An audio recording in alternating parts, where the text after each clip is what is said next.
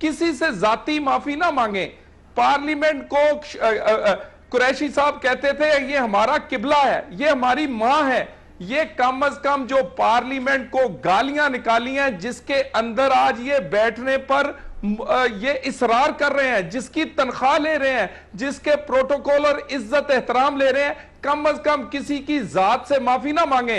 मैं prime minister ने भी माफ कर दिया है, हम भी नहीं चाहते कि पार्लियामेंट से माफी मांग ले। ये नहीं चाहिए, असेंबली से माफी मांगे। ये तलाल चौधरी ने हमें खैरात में सीटें दी थी, हमने ये सीटें अवाम से मैंडेट लेके जीती थी, वोट के जरिए इलेक्ट होके आए थे। सर अब तो ये मुस्लिम लीग बैठे हुए नहीं, किसमें 45-40 आपकी खैर मैं ये समझ रहा हूं कि ये डिसीड कर दें।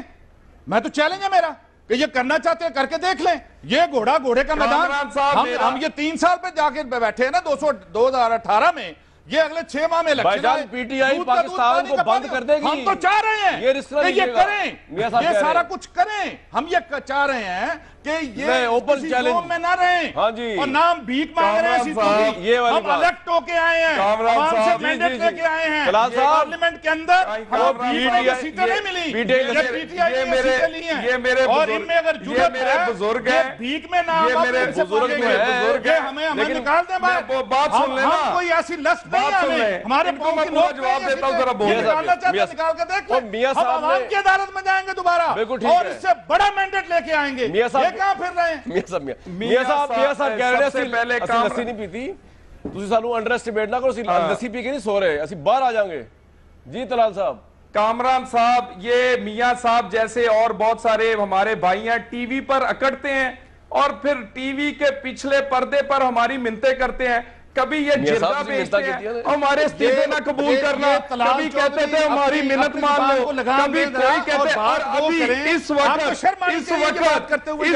आप जिम्मेदार साहब, इस वक्त ये हमारी मिन्नत कर रहे हैं। आपकी बारी, एक मिनट। कमाल हो गई है, आपने कभी बात करते हुए आप पॉलिटिकल बात, आपने कभी रिक्वेस्ट की है इस्तीफे वापस ना मंजूर करे? आपने कभी रिक्वेस्ट की है? Never at all.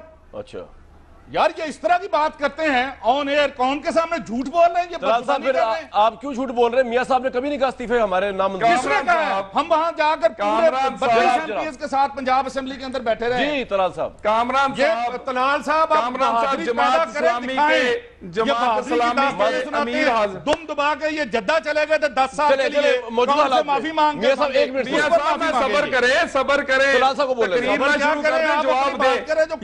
ये जो पर्दे के पीछे ये माफिया मांगते हैं, किसने माफी मांगी है? नाम लें उसका। जी कामरान साहब, सबसे पहले जमात इस्लामी के सरबराह मौजूद हैं, क्या उन्होंने हमारी स्पीकर को आके नहीं कहा कि इस्तीफे कबूल ना करें? वो अपने तौर पे खुर्शीद शाह ने नहीं कहा। उसके बाद मैं आपको बंदे गिनाता हूं, उसके बाद कौन सा पाकिस्तान का अचकजई समेत बड़ा रहनुमा है जिनको इन्होंने नहीं भेजा? तलाल भाई मेरी बात सुने, इन्होंने भेजा ना, इन्होंने भेजना है, वैसे इख्तिलाफ है उसके साथ।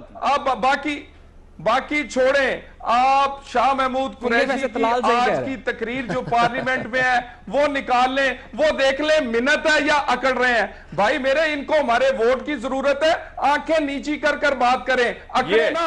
हम वोट झोली फैलाकर वोट मांगे। भाई मैं ये ऑन एयर कह रहा हूं, शौक पूरा कर लें। सलीम बुखारी साहब है, ताकत है तो आए, सलीम बुखारी साहब पार्लियामेंट से वो कह रहे हैं, और हम दोबारा आवाम की अदालत में जाएंगे। आप किस खेत की मूली हैं यार? आप दोबारा आए, हम देखेंगे आप 2018 तक आप कैसे सिस्टम को चलाएंगे पीटीआई के बगैर।